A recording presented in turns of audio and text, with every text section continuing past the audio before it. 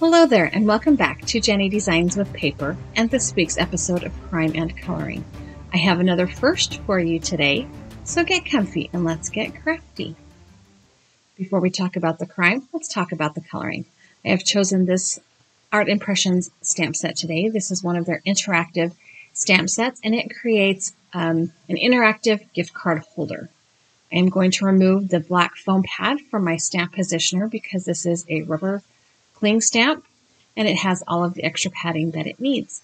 I am going to mount the gift box and the woman's head and shoulders because that's all there is of her, and pick that up with the door to my Misty stamp positioner, and then I will ink it up with Simon Says Stamp Intense Black ink. This is a piece of scrap cardstock. It's not my Nina. It doesn't color the greatest. I think I'm still going to have to go back and work at it to make it usable on a card. But I have a bunch of scrap on my table that I want to use instead of just throw away, so I'm going to go ahead and use it. I did have to stamp this image twice because I did not ink it up enough the first time, nor did I add enough pressure to get the lines nice and crisp. Another thing I did is I forgot and took the stamp out of my Misty, so I could not stamp over it when I was done, and I sorely needed to do that today.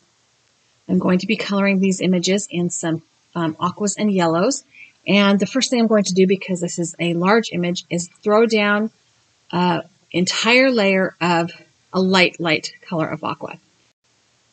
You will notice I'm going out of the lines.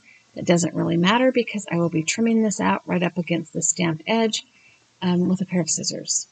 So once I add the light layer, I will go back in and start working from the shadows outward. Now that we've talked about the coloring, let's talk about the crime.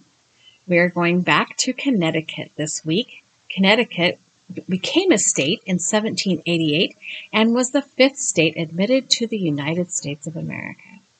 Connecticut is also home to one of the United States' firsts. Barnett Davenport was born on about October 25th, 1760. Some reports say 1759, some said 1760. He was born in Litchfield, Connecticut, to John Davenport and Elizabeth Metcalf Davenport. I think her maiden name is Metcalf. He was the 5th of 8 children. However, he had one brother who passed away at birth or was stillborn. He is also the 4th son.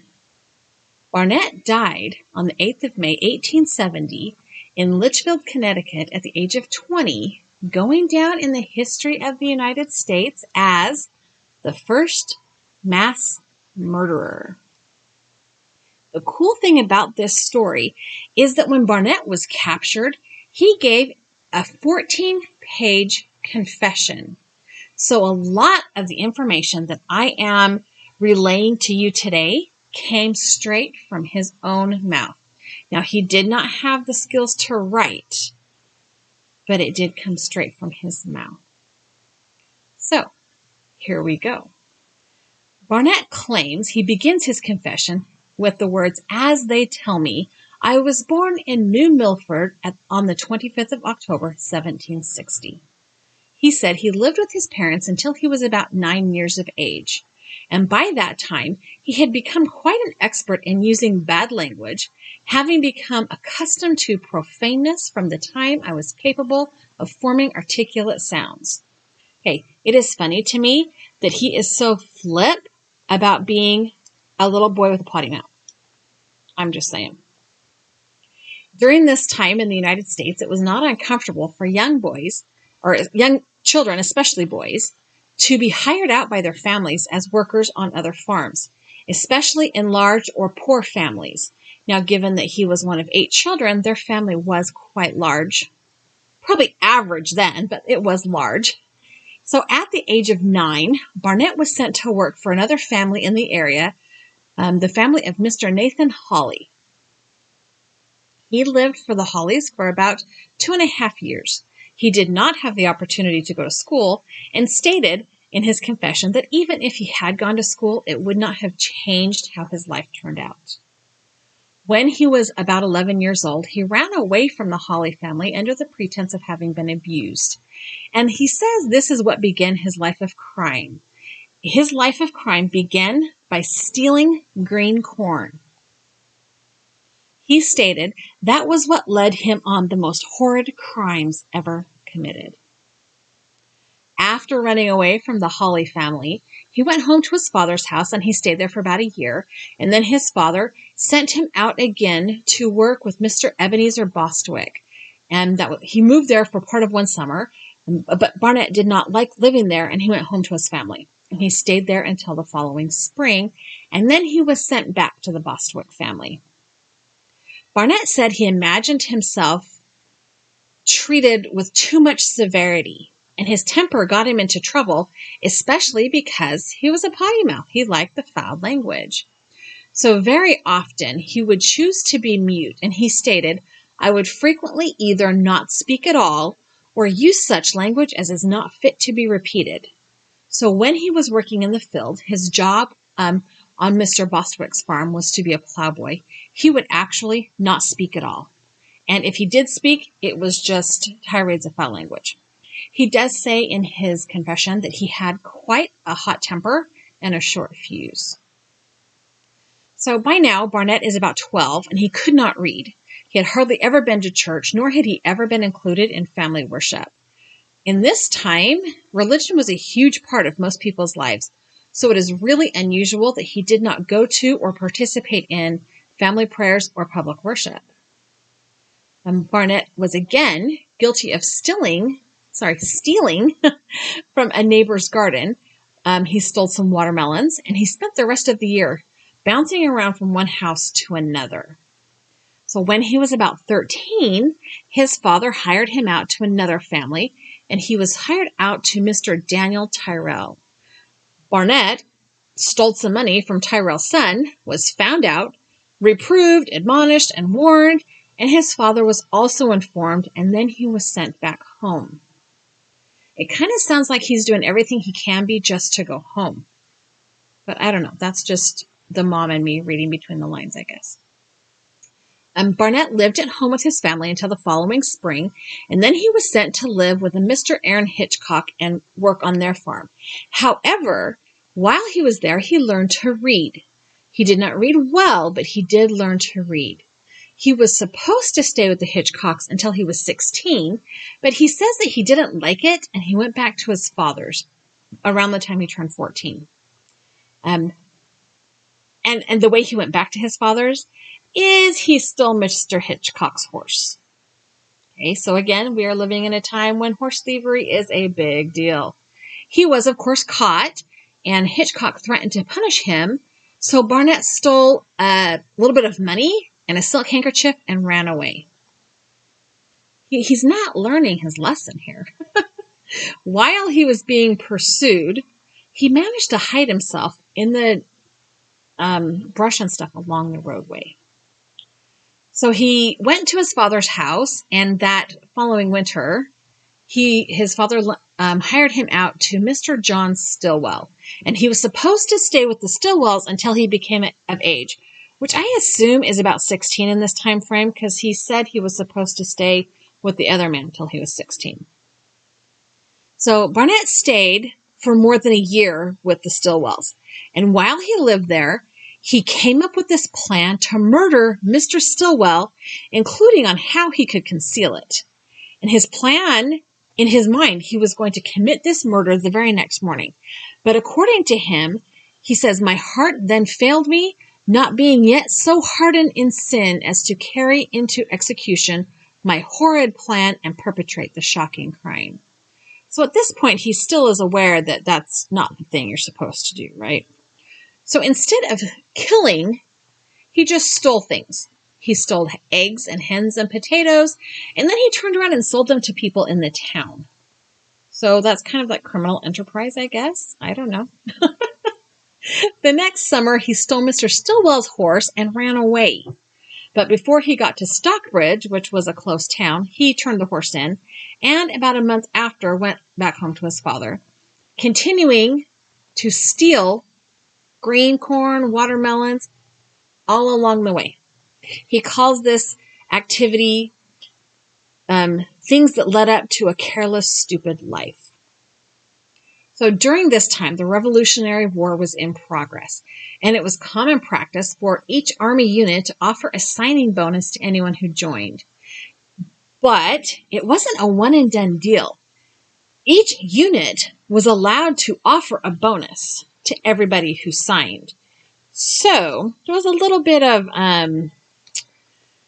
trickery going on in this process. At age 16, Barnett Davenport joined the Continental Army to fight in the American Revolution. With accusations of being a horse thief surrounding him, Barnett joined the Army under an alias. He used his brother Bernard's name. So now he developed this pattern of joining a unit, getting paid, and then when his enlistment ended or he could get away without getting caught, he moved along, joined another unit, took the bonus, and just continued that pattern.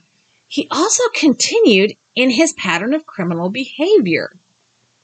According to his confession, Barnett was actually involved in a fight where he threw something at another person and it wounded an officer and he was punished. That punishment did not do much because he continued to steal food from the Army regiments that he was attached to. Sorry, guys, words are hard today. But here's the funny thing. He apparently was not useless as a soldier.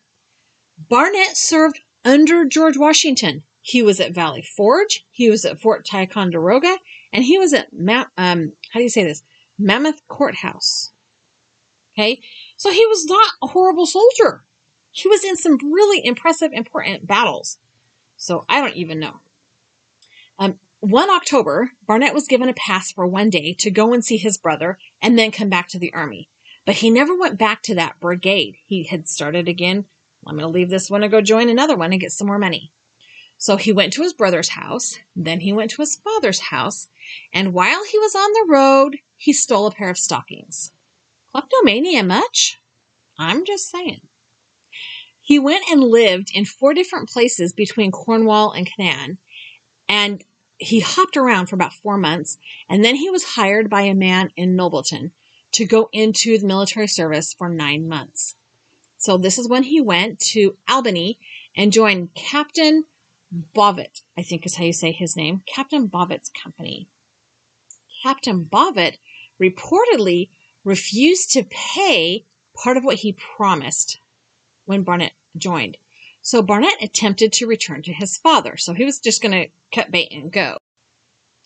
However, he was chased, overtaken, and carried back to join the regiment. From Albany, he went with a party to the German Flats and remained there until about October 1779. During this campaign, he stole 1 pair of brass shoe buckles from a soldier, a piece of linen cloth from one of the inhabitants in the area, a powder horn, powder, a bullet pouch, and bullets from a soldier. Then, to top it all off, he was one day sent out as a scout with some of the others in his regiment. They plundered a house and set it on fire.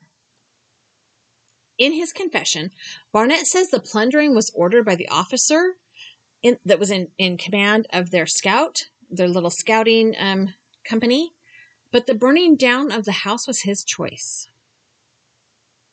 Okay.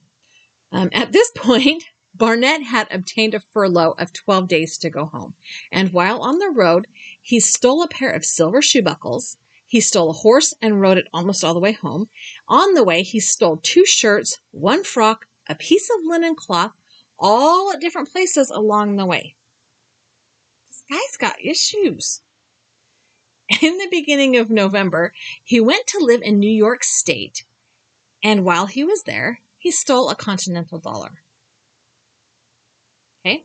The end of that month, he ended up going back to Connecticut, and he met Mr. Caleb Mallory.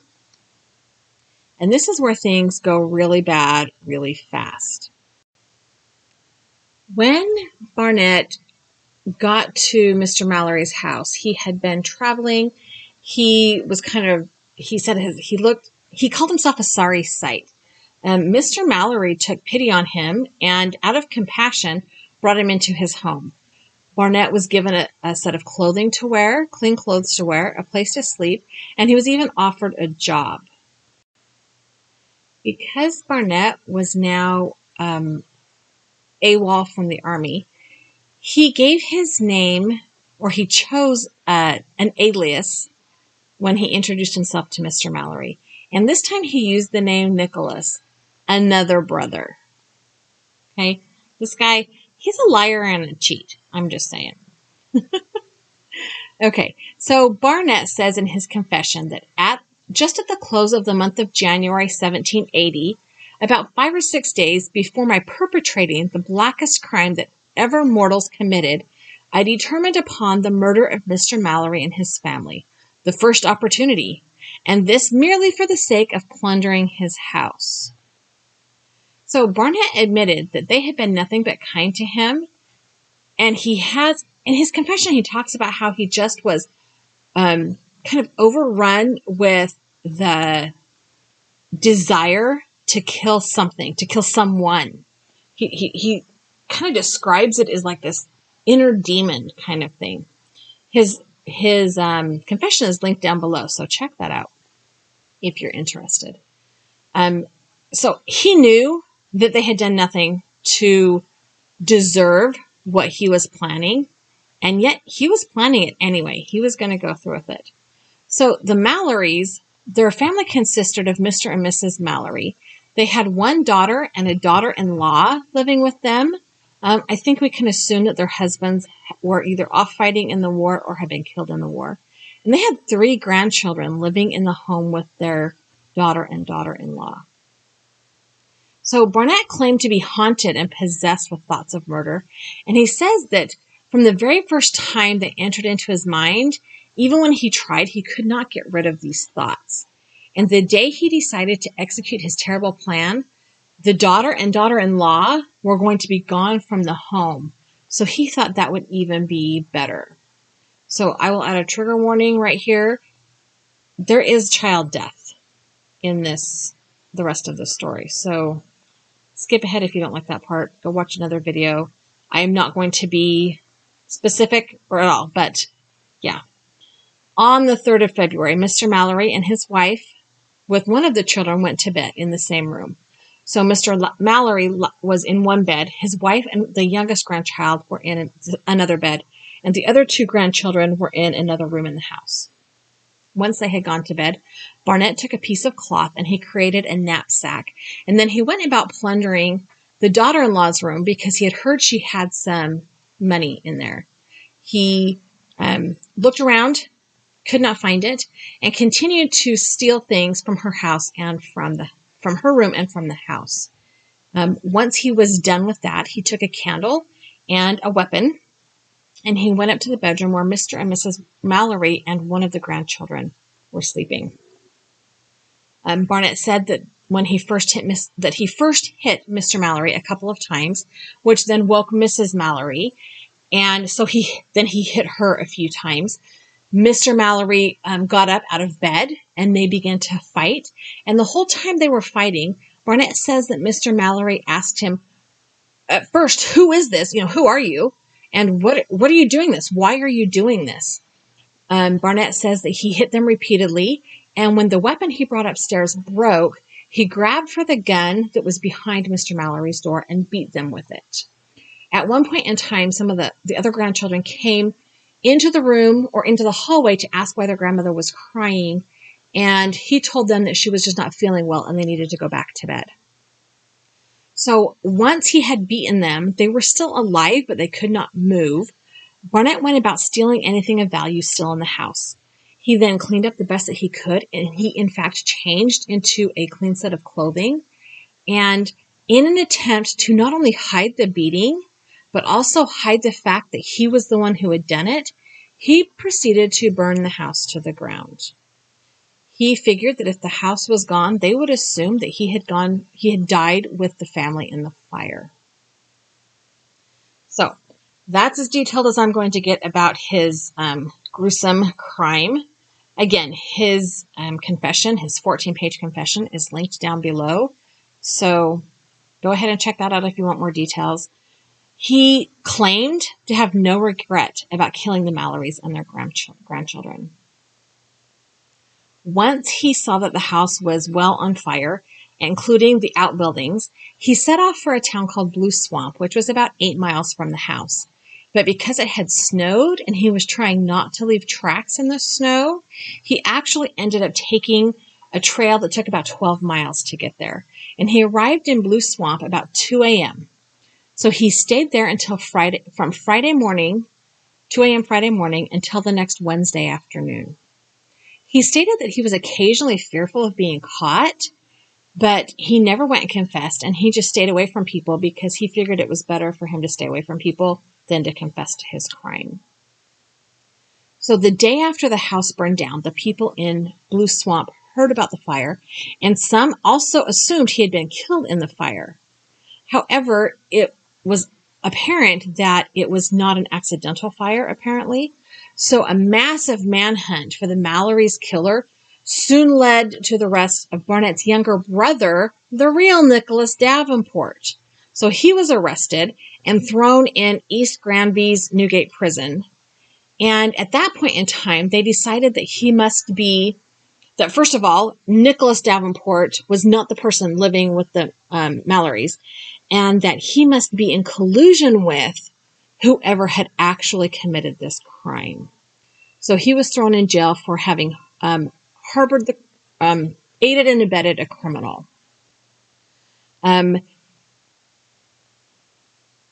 6 days later, I'm looking at my notes here. So after Barnett left that Wednesday, he left Blue Swamp and went to Cornwall, Connecticut, and he was found hiding in a cave 6 days later.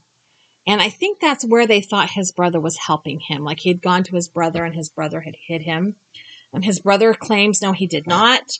But that was the information that the police had.